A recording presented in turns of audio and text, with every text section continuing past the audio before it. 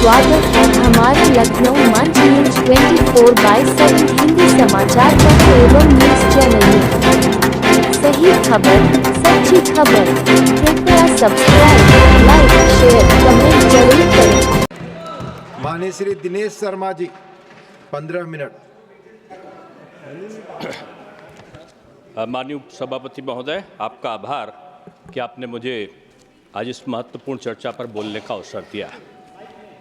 तमाम चर्चाओं के बीच में हम सब ने बाबा साहब भीमराव अंबेडकर जी के भारतीय संविधान के निर्माता के रूप में उनको हमने न केवल देखा, बल्कि सामाजिक न्याय के एक प्रबल प्रवर्तक के रूप में हमने उनका एक स्तुति गान भी किया है।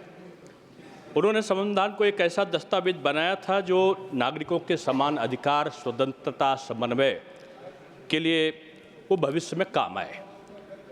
डॉक्टर अंबेडकर ने संविधान सभा में कहा था कि संविधान केवल कागजों पर लिखे शब्दों का संग्रह नहीं है, बल्कि यह हमारे समाज की आत्मा है। और उन्होंने इस पर जोर देते हुए कहा था कि संविधान के प्रावधानों का पालन तभी प्रभावी होगा जब समाज के लोग समानता, बंधुत्वता और न्याय के मूल्यों को अपनाएंगे। किसकी कैसी दृष्टि है और आत्मा को वो कैसे पहचानता है, लोगों की सकारात्मक भी है और नकारात्मक भी है। तमाम चर्चाओं के बीच में लोगों ने जो आरोप लगाए, मैं कह सकता हूं कि आज की वर्तमान सरकार की जो दृष्टि है वो सकारात्मक है। पिछले सरकारों में नकारात्मक दृष्टि के कारण संविधान की धज्जियां कई बार उड़ी। मैं कभी कभी उदाहरण देता हूं कि दो पक्षी लंबी उड़ान उड़ते हैं, एक है गिद्ध और एक है गरुड़। गरुड़ की दृष्टि होती है पवित्र मंदिर के गुंबज पर, और गिद्ध की जो दृष्टि होती है वो मरे हुए मांस के लोथड़ों पर होती है, पशुओं के। एक की सकारात्मक दृष्टि है और एक की नकारात्मक दृष्टि है। संविधान का अनुपालन सख्ती के साथ में जब सुनिश्चित हुआ, जब अटल बिहारी वाजपेयी जी के रूप में देश के प्रधानमंत्री के कार्यकाल में तमाम काम हुए, मैं कह सकता हूं कि अटल बिहारी वाजपेयी जी ने जो 81वां संविधान संशोधन किया, उसके अंतर्गत तमाम संशोधनों की जो नीतियां थी वो सुनिश्चित हुई, और जो अनुसूचित जाति जनजाति के प्रति जो न्याय सुनिश्चित करने की जो मानसिकता थी संविधान की, वो 81वें संशोधन में वो पूरी हुई। और इसमें ये सुनिश्चित हुआ कि अनुसूचित जाति, अनुसूचित जनजातियों के लिए खाली पड़े आरक्षित पदों को भरा जा सकता है। माननीय अटल बिहारी वाजपेयी जी की दूरदृष्टि थी, और उन्होंने जो अभी मैं एक बंधु को देख रहा था, बोडो में बोले, बोडो लैंग्वेज में बोले। अटल जी ने उस समय जब उनका शासन सत्ता में थे 98 से और आगे का जो कार्यकाल था, उन्होंने न केवल बोडो को बल्कि जो यानी बोडो थी, डोगरी थी, मैथिली थी, संथाली थी, उसमें 92वां संशोधन किया। और माननीय अटल बिहारी वाजपेयी जी ने इन भाषाओं को भी, जिसमें आज वो बोडो में बोल रहे थे, इन भाषाओं को उन्होंने 8वीं अनुसूची में शामिल किया। ये एक दूरदृष्टि थी एक ऐसे एक ऐसे मनुष्य की कि उन्होंने भाषाई विविधता को एक समरूपता का भाव दिया। और यही केवल नहीं रहा, उन्होंने जो आज हम कोई बोलता है कि गब्बर सिंह टैक्स है, कोई कुछ और आरोपित करता है, माननीय अटल जी ने 1999 में जीएसटी पर जो उनकी मनोभावना थी कि करों का एक एकीकरण हो और इनको मिलाया जाए, उसमें उन्होंने अपनी क्रियाविधि को प्रारंभ कर दिया था। और उन्होंने वैश्विक जीएसटी मॉडल का अध्ययन करने के लिए एक रूपरेखा और एक सिफारिश डॉक्टर विजय केलकर के नेतृत्व में एक उच्च स्तरीय टास्क फोर्स का गठन किया था। और आज यही जो है जीएसटी हमको कई गुना जो आय का स्रोत का माध्यम बना है, और इसी से हमारा न केवल निवेश बढ़ा है बल्कि आर्थिक संतुलन बढ़ा है। हमारे जो तमाम प्रकार की योजनाएं हैं उनका संचालन आज हम जीएसटी के माध्यम से एक पारदर्शी तरीके से कर रहे हैं। ये माननीय भीमराव अंबेडकर जी का जो संविधान है उसके प्रति जो दृष्टिकोण है समतावादी, प्रगतिशील, न्याय पर आधारित है। वे संविधान को न केवल कानून का दस्तावेज मानते थे बल्कि इसे सामाजिक परिवर्तन और राष्ट्र निर्माण का एक शक्तिशाली उपकरण के रूप में भी वो देखते थे। आज समय के अनुसार संविधान को लोगों ने एक तरीके से अपनी नकारात्मक दृष्टि के कारण उसको घायल करने की चेष्टा की है। और मैं कहूँगा कि भीषण हत्या हुई, और भीषण हत्या का जो स्वरूप था वो 1975 में दिखाई पड़ा। हालांकि 1952 में, 1957 में, 1962 में, 1967 में चुनाव एक साथ होते थे, एक साथ विधानसभा और एक साथ लोकसभा के चुनाव होते थे। लेकिन उस समय की सरकारों ने संविधान का उल्लंघन प्रारंभ करके एक साथ 9 सरकारों को गिराने का जो उपक्रम प्रारंभ किया, वहीं से ये संविधान का जो पतन अथवा संविधान का पतन की जो चेष्टा थी वो प्रारंभ हुई। और मैं कह सकता हूं कि ये प्रक्रिया यहीं ठहरी नहीं। 1975 में एक वो समय आया जिस इमरजेंसी को मैंने अपने छोटेपन में देखा है। मैंने घरों की स्थिति देखी है कि लोगों को झूठे आरोपों में किस प्रकार से निरुद्ध किया गया, पत्रकारों पर प्रतिबंध लगा, जबरन नशबंदियां कराई गई और विभिन्न प्रकार के जो अत्याचार की पराकाष्ठा थी, संवैधानिक जो व्यवस्थाएं थी उनको न केवल नष्ट किया गया बल्कि संविधान में अनुचित संशोधन बगैर नियम और कानूनों के किया गया। ये क्रम यहीं पर नहीं रुका मान्यवर। समय समय पर जो परिवर्तन किए गए, उन परिवर्तनों की दृष्टि ये हुई कि आपने जो जीएसटी का था, मैंने बोला कि उसका विरोध इसलिए किया क्योंकि उसमें 17 करों में से जो 17 से अधिक कर थे और 13 उपकर थे, एक मद में उनका निरुद्धीकरण हुआ। और इसके साथ साथ तमाम चीज़ें ऐसी थी जो संविधान में आरक्षण के संबंध में जो वर्तमान भारतीय जनता पार्टी की सरकार है वो पहले से बोलती आई है, उसको उन्होंने न केवल नष्ट करने की चेष्टा अपने समय की बल्कि उसका उपहास भी उड़ाया। हम लोग जिक्र करते हैं कि आज तमाम राजनीतिक दल आपस में दोस्ती करते हैं, हालांकि उन दोस्तियों का परिवर्तन भी समय के अनुसार होता है। और कभी कभी क्या होता है कि स्वतः अंतर्मन में जो विचार होते हैं, जैसे आचार व्यवहार होते हैं, वो शब्द कहीं ना कहीं निकल आते हैं। एक हमारे वरिष्ठ नेता हैं, अब प्रौढ़ावस्था की ओर अग्रसरित हैं, और कभी कभी वो ऐसी बातें बोलते हैं कि उनका जवाब देना मुश्किल होता है, और उनकी इच्छा शक्ति जागृत तब होती है जब उनका विदेश भ्रमण प्रारंभ होता है। ऐसी विदेशी सोच वाले लोग जो नकारात्मक दृष्टि से भारत को शक्तिविहीन करना चाहते हैं, जो भारत में राष्ट्रवाद को नहीं पनपने देना चाहते, ऐसे लोगों की संगत में उनके चित्र विदेशों में जाने पर दिखाई पड़ते हैं। और उन्होंने तो यहाँ तक मान्यवर कह दिया कि जो आरक्षण है, जब उसका एक निश्चित समय आ जाएगा और एक निष्पक्षता हो जाएगी तो हम भारत में आरक्षण को समाप्त करने पर विचार करेंगे। कांग्रेस की यह मानसिकता ऐसे जाहिर नहीं हुई। इतने बड़े नेता के मन में आरक्षण को समाप्त करने की भावना थी, वो हिंदुस्तान में नहीं निकली। जब विदेश के प्रति आकर्षण का भाव था और विदेश में गए तो वो जो उत्कंठा थी उनके अंतर्मन से निकलकर बाहर आ गई।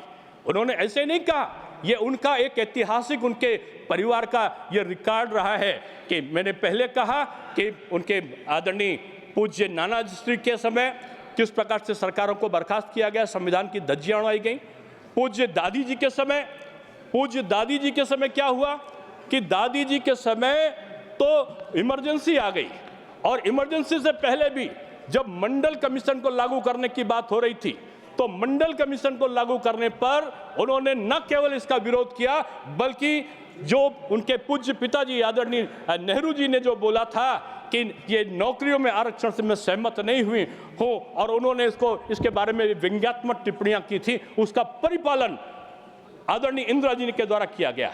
और जब आदरणीय राजीव जी आए सत्ता में, तो राजीव जी ने 2 घंटा 43 मिनट तक का ये मंडल आयोग की रिपोर्ट पिछड़ों को आरक्षण न मिले, इसके लिए उन्होंने खड़े होकर संसद में भाषण दिया और मंडल आयोग की रिपोर्ट को लागू नहीं होने दिया।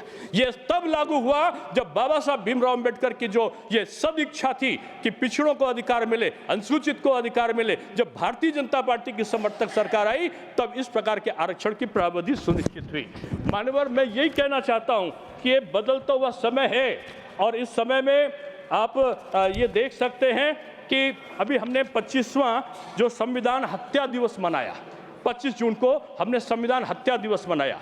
इसीलिए मनाया कि इस प्रकार की घटनाएं क्यों हो रही हैं, क्योंकि ज्वालामुखी से भी ज़्यादा बड़ा विस्फोट हुआ था 75 में, और उसके बाद ये लगातार इस प्रकार की कृतियां कि विदेशों में जाओ, नैरेटिव बनाओ, नैरेटिव बनाने के बाद भारत को बदनाम करो, और भारत को बदनाम ना करो, देश की आर्थिक स्थिति का संतुलन बिगाड़ने की कोशिश करो, वहां के स्टॉक एक्सचेंजों को प्रभावित करने की कोशिश करो, यहाँ के नेताओं को बदनाम करने की कोशिश करो, संविधान खतरे में है, आरक्षण खतरे में है। इस प्रकार की प्रवृत्ति को जो करने वाली चीज़ें थी वो संवैधानिक प्रक्रिया को नष्ट करने वाली प्रक्रियाएं थी। मान्यवर, मैं आपसे कहना चाहता हूं कि ये जो कहते हैं कि संघवाद, भारतीय जनता पार्टी की सरकार में संघवाद को हमने बढ़ावा नहीं दिया। भारतीय जनता पार्टी की सरकार में यानी एनडीए की सरकार में 15वें वित्त आयोग की रिपोर्ट आई और इसमें हमने 32% से बढ़ाकर 42% तक का जो राज्यों को हस्तांतरित करों का हिस्सा है वो देने का काम किया। सरकार एक अच्छे समन्वय के साथ, चाहे वो विपक्ष की सरकार हो राज्य की या किसी अन्य की सरकार हो, वो काम करना चाहती है।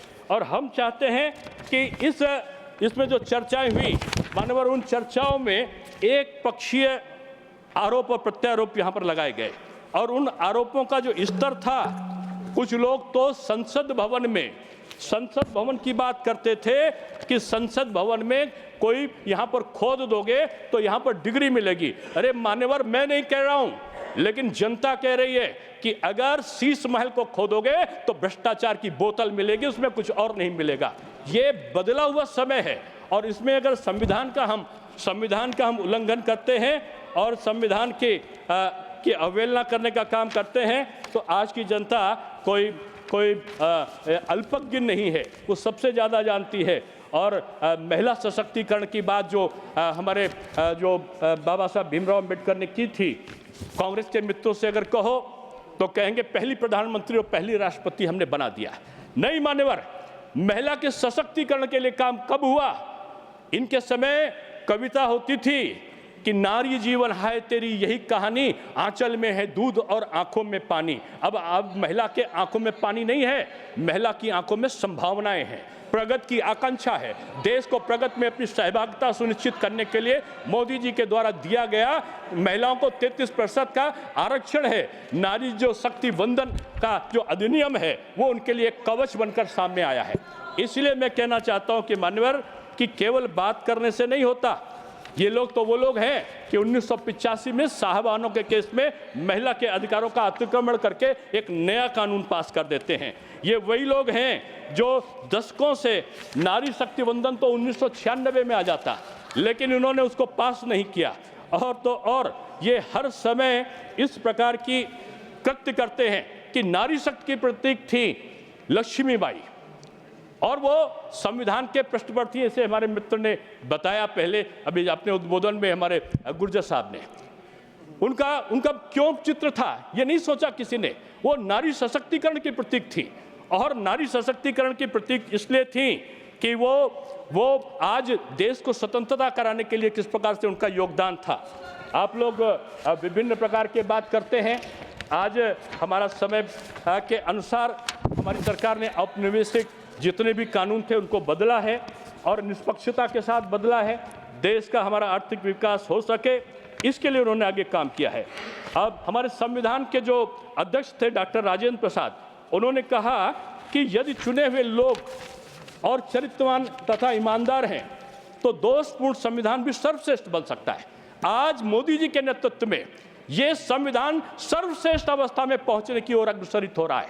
और मानवर, मैं इसलिए कह रहा हूं कि लोग आज जितनी भी उन्होंने उपक्रम किए उसको खत्म करने के, विदेशों में जाकर बयान दिए, विदेशी शक्तियों के माध्यम से दुष्प्रचार किया, मैं उनको कहूंगा कि अमृत को दे तिलांजलि, विष को चाट रहे हो, कोयले में हीरो की कनी छाट रहे हैं, जाने कहाँ अक्ल मिली, जिस डाल पे बैठे हैं उस डाल को काट रहे हैं, उस डाल को मत काटिए। संविधान के अनुरक्षण के लिए जो आज देश का आह्वान आज मोदी जी के नेतृत्व में है, उस नेतृत्व को आज सच्ची भावना से करने की आज जरूरत है। ये मोदी जी का जो कार्य है, जैसे हम लोग कहते हैं ना कि हमारे तमाम विद्वान मित्र हैं कांग्रेस के, तमाम विद्वान मित्र विपक्ष के हैं, मैं उनको विद्वान मानता हूं। विद्वान क्यों? जानकारी रखता है, जो जानकारी रखता है हमारे तमाम आदरणीय प्रमोद जी को जानकारी, खरगे जी को जानकारी, विद्वान हैं लेकिन विद्यावान नहीं है। विद्यावान क्यों नहीं है कि हम लोग मैं तुलना किसी की, मैं क्षमा चाहते हुए कहूंगा कि मैं जिनका नाम ले रहा हूं उनकी तुलना किसी से नहीं कर रहा हूं। रावण को हम लोग विद्वान कहते थे, लेकिन रावण की जो विद्वता थी उसकी सोच नकारात्मकता की तरफ जाती थी, इसलिए हम केवल विद्वान कहते हैं। बजरंगबली श्री हनुमान को हम विद्यावान गुणी चातुर राम काज करबे को आतुर क्यों बोलते हैं?